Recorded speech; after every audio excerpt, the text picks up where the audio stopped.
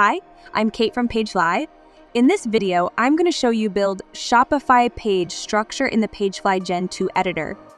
When you create a new page with PageFly, you have two editor options, Gen 2 editor and Legacy editor. This video will focus on the Gen 2 editor.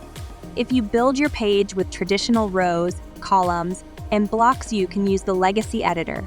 Please check the video we added in video cards to get more detail. Firstly, let's discover how page structure is built. Page structure includes different sections.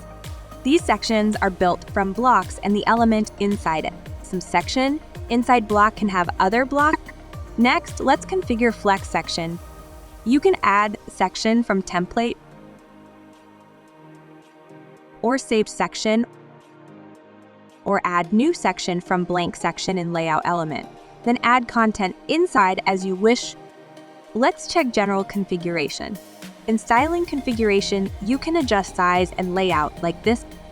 PageFly size group lets you adjust the width and height of elements, controlling their size within containers. PageFly's layout settings is designed to control the overall structure and arrangement of container elements. Moving to the Configure Flex block. The configuration for Flex block is same with the Flex section, as you can see here. For the general, it also have the setting about click action, visibility, tracking, attributes, and animation. Purpose styling, it also have the setting up size, layout, overall typography, background, and more. Finally, moving on to responsive layout in PageFly.